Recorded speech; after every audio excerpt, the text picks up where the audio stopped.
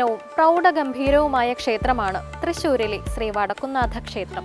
സാധാരണ ശിവക്ഷേത്രങ്ങളിലേതുപോലെ ശിവലിംഗ പ്രതിഷ്ഠയാണ് ശ്രീകോവിലിനുള്ളിലെങ്കിലും അത് നമുക്ക് കാണാൻ സാധിക്കുകയില്ല. കാരണം കാലാകാലങ്ങളായി അഭിഷേകം നടത്തുന്ന നെയ്യ് കട്ട പിടിച്ച് പ്രതിഷ്ഠ ഒരു നെയ്മലയായി രൂപപ്പെട്ടിട്ടുണ്ട്. ചൂടുകാലത്തും ചുറ്റും വിളക്കുകൾ എരിയുമ്പോഴും ഉരുകിയൊലിക്കാതെ കൈലാസത്തിന്റെ മാതൃകയിൽ നെയ്മല അവിടെ സ്ഥിതി ചെയ്യുന്നു. ഓരോ ക്ഷേത്രങ്ങളുമായി ബന്ധപ്പെട്ട് എന്തെല്ലാം അത്ഭുതങ്ങൾ! ഇനി ഇന്നത്തെ ദീപാരാധന കാഴ്ചയ്ക്കായി ക്ഷേത്രാങ്കണത്തിലേക്ക് പോകാം.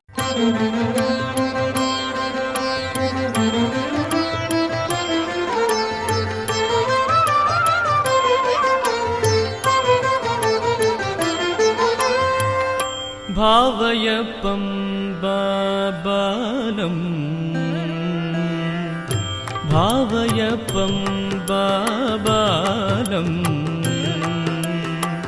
പരമാനന്ദമുദാരശീലം ഭാവയപ്പം ബാബാലം. തിരക്കേറിയ തിരുവനന്തപുരം നഗരത്തിന്റെ ഒത്ത നടുക്ക് പ്രശസ്തമായ രാജകീയ വിദ്യാലയങ്ങളും ആതുരാലയവും ഭരണസിരാകേന്ദ്രവും തീവണ്ടി ആഫീസും പോലെയുള്ള നിരവധി സ്ഥാപനങ്ങളാൽ വലയം ചെയ്യപ്പെട്ട പ്രദേശം തൈക്കാട്.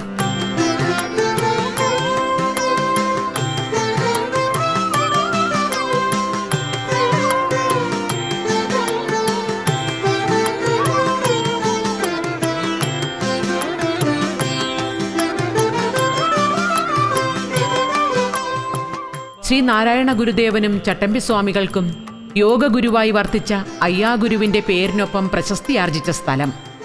സംഗീത ലോകത്തെ പ്രശസ്തരായ പ്രൊഫസർ ഓമനക്കുട്ടിയും MG രാധാകൃഷ്ണനും MG ശ്രീകുമാറും മറ്റനേകം സംഗീതജ്ഞരും ചേർന്ന് സംഗീത സാന്ദ്രമാക്കിയ പ്രദേശം. ഇവിടെയാണ് തൈക്കാട് ശ്രീ ധർമ്മശാസ്താക്ഷേത്രം സ്ഥിതി ചെയ്യുന്നത്. നീലാംബരധരം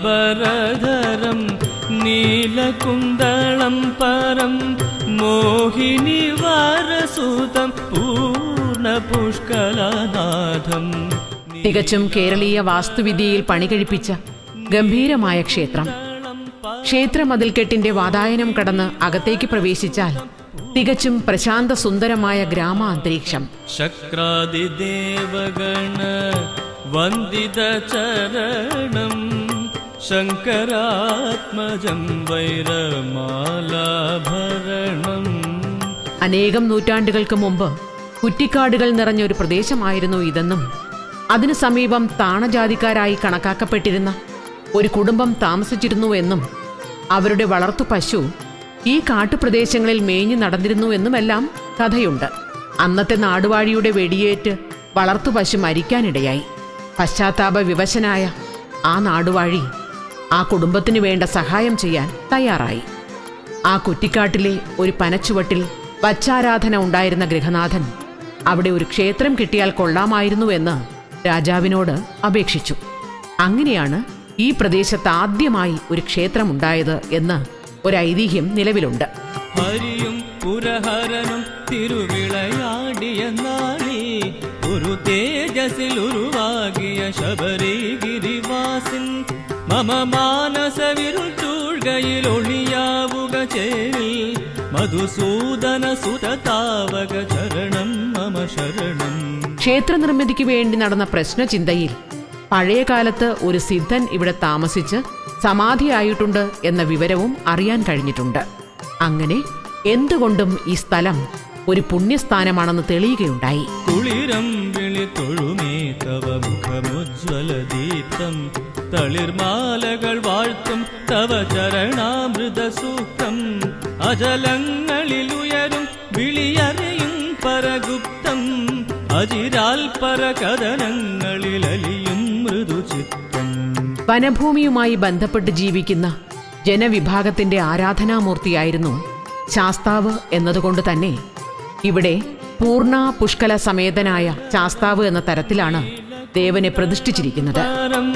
മോഹിനി വാരസുതം പൂർണ്ണ പുഷ്കലനാഥം നീലാംബരധരം നീലകുന്തളം പരം മോഹിനി വാരസുതം പൂർണ്ണ പുഷ്കലനാഥം. കുടുംബം ഇല്ലാതായതോടെ ക്ഷേത്രം രാജവംശത്തിന്റെയും നാട്ടുകാരുടെയും കൂട്ടുത്തരവാദിത്വത്തിൽ ആയി.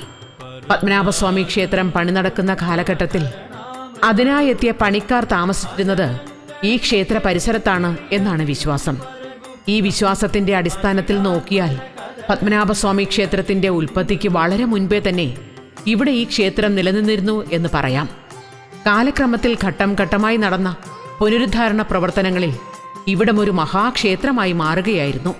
മഴമേഘ മനോഹാരിത ചൊരിയുന്നൊരു ചിക്കുരം കരിവണ്ടുകൾ കളിയാടിയ മിഴിയാമരവിന്ദം മണിമഞ്ജുള മകുടം.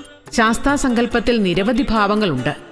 കുളത്തൂപ്പുഴയിൽ ബാലകനും ആര്യങ്കാവിൽ കുമാരനും അച്ചൻകോവിലിൽ ഗൃഹസ്ഥനായും ശബരിമലയിൽ ധ്യാനനിരതനായ യോഗസമാധിയിലും കുടികൊള്ളുന്ന ദേവൻ ഇവിടെ മറ്റൊരു ഭാവത്തിലാണ് കുടികൊള്ളുന്നത്. വലതു കൈയിൽ താമരപ്പൂവുമായിരിക്കുന്ന ശാസ്താവ് പണ്ട് പട്ടുതോൾ മനയിലെ കുടുംബത്തേവാര മൂർത്തിയായിരുന്നുവെന്ന് പറയപ്പെടുന്നു.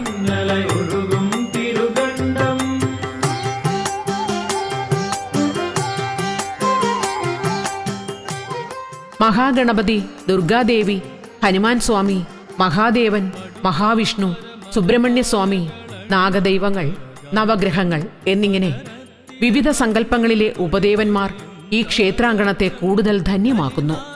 ധ്വജസ്തംഭം, ബലിക്കൽപുര, നടശാല എന്നിവയെല്ലാം തന്നെ പ്രൗഢി വിളിച്ചോതുന്നവയാണ്.